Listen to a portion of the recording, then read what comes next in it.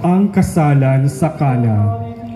Inanyayahan ng Panginoon at kanyang mga apostol sa isang kasalan sa Kana ng Galilea. Naroon din ang mahal na birhen. Nang magkulang ang alak, ay sinabi agad ito ng ina ni Jesus sa kanya. Doon ay pinapuno ng tubig ang 6 na tapayang bato na dalaman ng bawat isa ng 2 o 3 bangang tubig. Ang laman ay himalang naging alak. Ito ang kauna-unahang himala.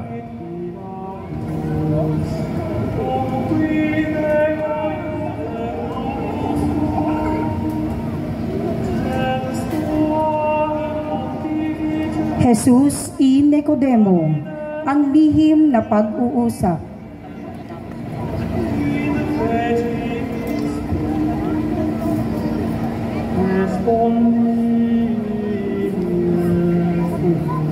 Jesus y Nicodemo, ang lihim na pag-uusap. Isang gabi ay pumunta ang pariseyong si Nicodemo kay Jesus. Siya ay pinuno ng mga Hudyo na naniniwala sa Panginoon.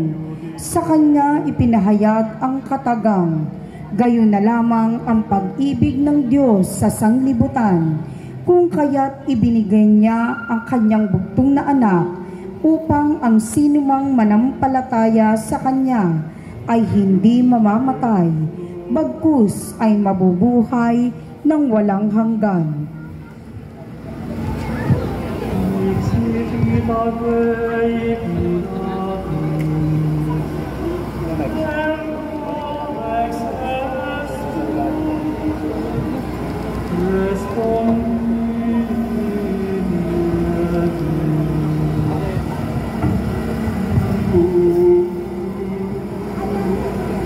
Si Jesus at ang babaeng Samaritana. Umalis si Jesus sa Judea at muling bumalik sa Galilea dahil nabalitaan ng mga Pariseyo ang kanyang ginawa.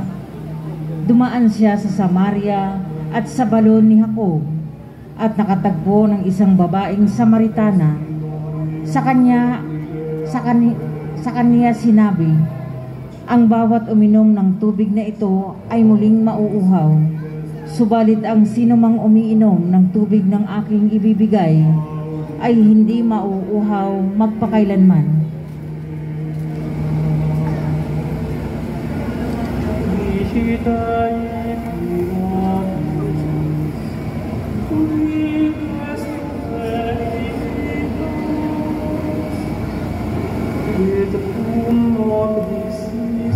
La Penitente.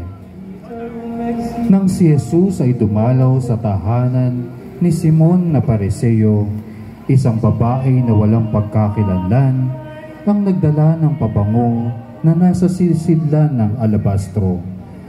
Nang makalapit siya, ay binasa niya ng kanyang luha ang paa ng Panginoon. Pinunasan ng kanyang buhok at binuhusan ang mga ito ng pabango. Kaya't sinabi ni Jesus, ang marami niyang kasalanan ay pinatawad na.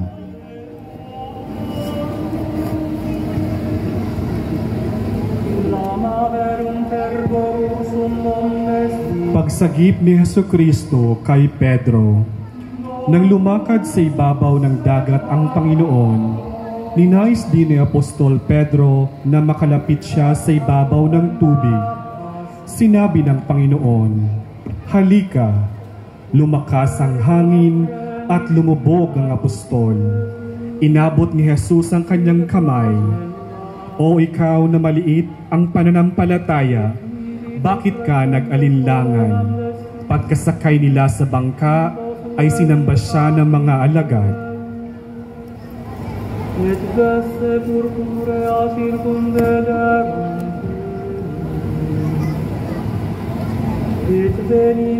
Ang pagpapakain ni Jesus sa marami. Nang pumanaw si Juan Bautista, ay umalis si Jesus sa Judea. Nakarating siya sa pangpang na malapit sa Bethsaida. Nakita niya ang maraming tao. Nagsabi ang mga alagad na nagugutom sila. nalutangan ang 5 tinapay at 2 isda, ay tumingala ang Panginoon sa langit at binasbasan ang mga iyon. Nakakain ang 5,000 at lumabis pa sa 12 kain ang mga tinapay na hinati.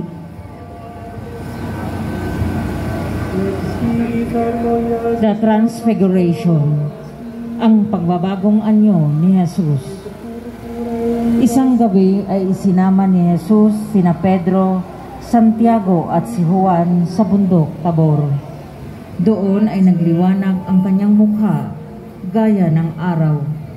Pumuti ang mga damit na parang ilaw. Nagpakita din sina Moises at Elias na nakikipag-usap sa kanya. Kasunod noon ay isang maliwanag na ulap ang nagsabing, "Ito ang minamahal kong anak. Sa kanya ako'y lubos na nalulugod. Makinig kayo sa kanya."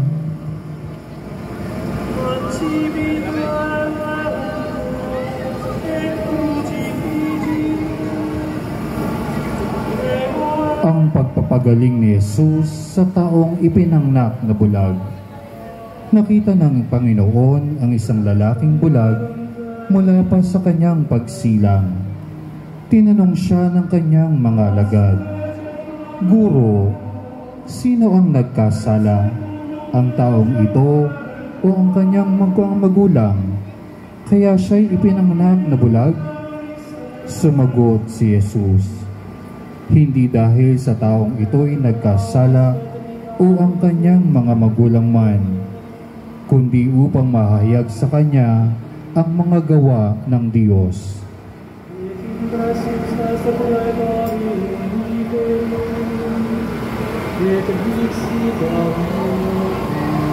Ang pagdalaw ni Jesus sa Betania. Sa pagpapatuloy ng paglalakad ni Jesus, pumasok siya sa Betania. Tinanggap siya ni Marta at nag-abala. Naupo naman sa paanan ng Panginoon si Maria at nakinig sa kanya. Sinabi sa kanya, "Marta, Marta, nag-aalala ka at nababagabag tungkol sa maraming bagay. Subalit isang bagay ang kailangan. Pinili ni Maria ang mabuting bahagi na hindi kukunin sa kanya." Inihayag ni Jesus ang sarili kay Marta. Nang bumalik si Jesus sa Betania, agad siyang sinalubong ni Marta at sinabing, "Panginoon, kung narito ka sana, hindi sana namatay ang kapatid ko." Tugon sa kanya ni Jesus, "Ako ang muling pagkabuhay at ang buhay. Ang sumasampalataya sa akin, bagamat siya'y namatay, ay mabubuhay." Sumagot si Marta, siya'y sumasampalataya at tinawag ang kapatid niyang si Maria.